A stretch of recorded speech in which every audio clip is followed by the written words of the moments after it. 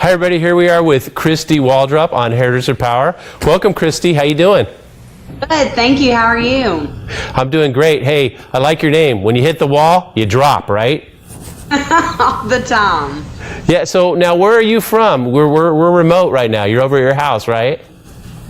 Yes, I am from Denham Springs, Louisiana. It's about 5 miles outside of Baton Rouge. Oh, they're great people and great food. Oh yeah, the best food. The best. So we're here because you're doing pretty well on social media, and we wanted to find out some of your secrets. I know your work is beautiful, but we're going to go over your top 5, and then I want to talk about first, before we even start, like, I know you're newer in the industry. We talked about that. Now, what was your secret to getting so popular on social media? Tell the folks how your tricks and how you do that, because they're very interested. I don't know if there's really any tricks. I know it's really important just to try to stay consistent, and you want to try to, post as much as you can, but you also want to make sure that you're posting really quality work. I know there are some times where I go a few days and I'm not really posting anything, but it's really because I'm not in love with maybe what I'm doing at that moment, or I'm not just super in love with the image, or I might even be really in love with the hair, but I didn't get a great image to capture it, so I'm just not going to post it. I'm very picky. I'm very picky. Yeah, I know. Your pictures are great. Now, do you take your own pictures? Dude, just with my iPhone. Wow. So, Yep. Do you have a special place that you go? I have the iPhone 6. Okay, so when you take your pictures, do you have a particular place or a particular technique that you use in getting such great pictures? Well, I have, the big ring light set up. Okay. That a lot of people are using, and I think that's probably what has helped the most. And I just try to get behind just a blank canvas in the background, like a wall maybe that doesn't have any type of print, white, gray, black, just something really plain, so that way the hair color stands out. Yeah, because I know your pictures really pop. So you are using a ring light? Yes, sir. Yes. Ooh, I love it. So you got an iPhone 6 and a ring light. That's basically your secret, and doing some real good work. Thank you. I love it. Okay, so also, I wanted to talk about, for example, when you post. Do you have a certain time of day when you prefer posting, or do you do it right after? How's that best work for you? Honestly, I try to do it either in the mornings before I start work or in the evenings afterwards, because I usually don't have time once I'm started in the salon. It's pretty much non-stop, and so I try to do it. I'll get to the salon a little bit early in the morning and kind of go through my pictures and see what I want to post. Usually that's my favorite time, probably, if I have to say, is in the morning. In the morning. Oh, okay, great. So let's look at the first one you have now. You guys, if you're interested, ask questions, because, this is some beautiful work here. Kristi, tell us a little bit about this picture and your technique, what you did, what did you start with, and the whole bit. Okay, this one right here took a very long time. This one probably took about 8-9 hours. So I had to get her lifted up to about a level 9-10. And then the colors, I used the new Gaitang My Identity line for this. Okay. And I was immediately in love with this color line. But of course it's Gaitang, so it's going to be amazing. And it definitely was amazing.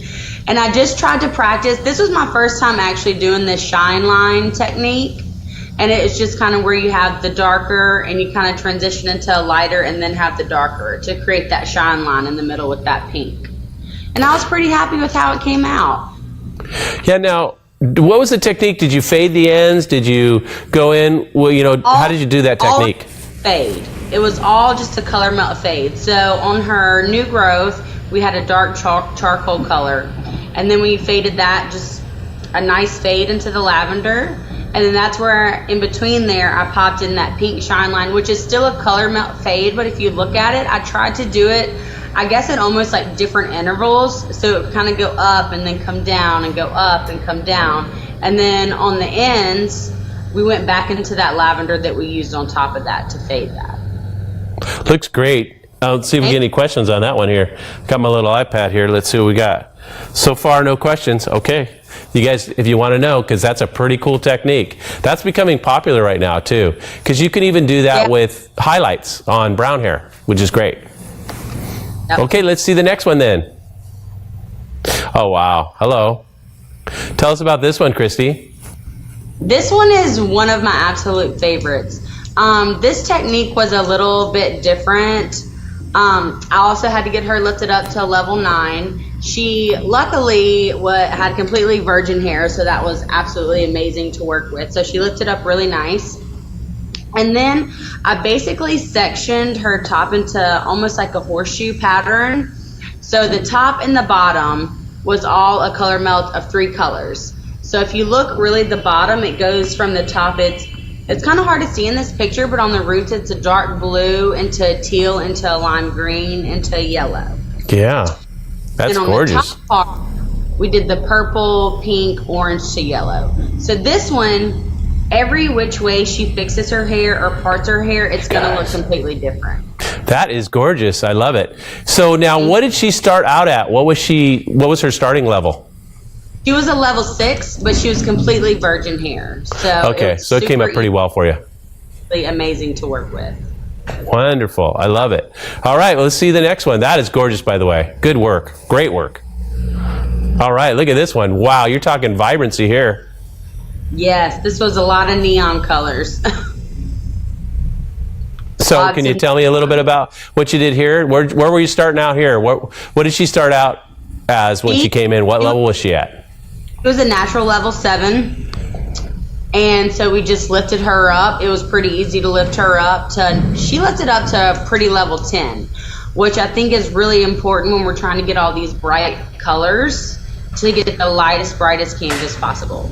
And so once I lifted her, I also toned her to make it pop a little bit more.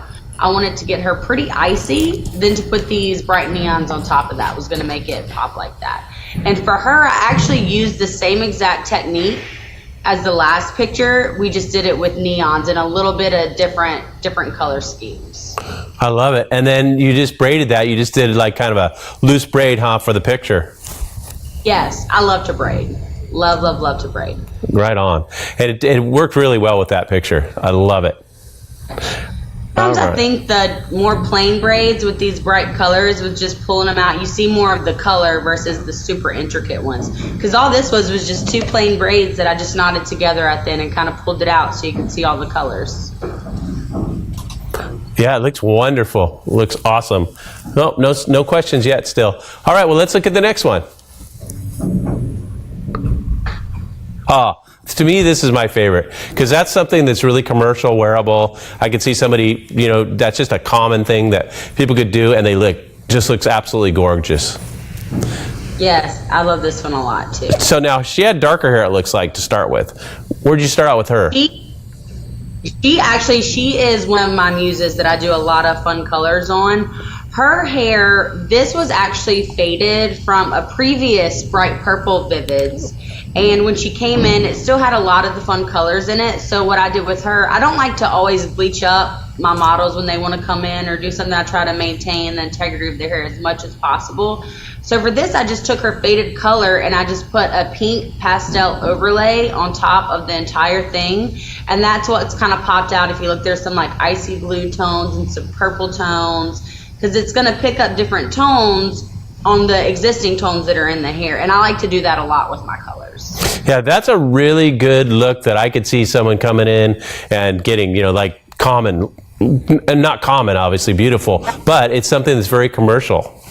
Yes, I think so. I think it's a little bit more wearable too than say maybe like the bright super neons. Yeah, I love it. That looks wonderful. And then, for example, she came in. How long did that process take you? This one didn't take long at all because she was a faded Vivid from before. But the initial time took about 8 hours. Yeah, exactly. And then, a lot of people, they'll either have a rate or, we won't talk about that, but we'll have either a rate or an hourly charge. So I know you said you charged a rate because of the area you're in. So, right. People need to realize that it is going to take a lot of time, right? Oh, this is an all-day affair. Yeah, I agree. All right. Hey, when you bleach, do you like to go low and slow? What's your technique? Oh, low, and slow. Good. And I think that's why it takes a little bit longer too, because I don't like to use heat lamps. I rarely ever go over 20 volume. I stay very, very low. And I think that does make a big difference. I've seen a lot of hairdressers, I guess, they go higher and faster, and the color, it's still beautiful, but I mean, if the hair is damaged, it's not going to last, and the color's not going to be as pretty. I think it's super important just to go slow and low and keep the hair super healthy. Awesome. And no heat, obviously, is a good thing. No heat. Yep, you're smart. Good girl. Hey, so for example, how many of these type of clients will you do in a week generally? I know you 2. 1 or 2? Okay. So most of your work is probably what? Are you mainly color or cut, or what do you do mainly in your? Mostly color. Mostly color. Awesome. Good job. I love it. Okay. Well, let's look at the next one then. Oh, wow. This is absolutely gorgeous. Now, did you do the makeup on these ladies? Did you do the makeup, Kristi? This one I did the makeup. The one before, someone else had did the makeup for it. Great makeup, by the way. Thank you. I've been doing makeup for a long time, too. Oh, that's wonderful. Tell us a little bit about this one. Where did she start out, and what was your inspiration for this? This girl is actually the same girl as the one before. Oh, okay. And I think this was the first time that I ever did her hair.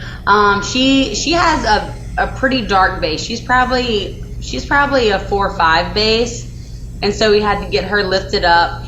And for this one, I literally couldn't even tell you what color line I used, because I used every purple that I could find and every gray that I could find to mix up these different purple tones to get in this look. I want to say for this one, I'm probably had about 15 to 16 different bowls of different purple shades for this look.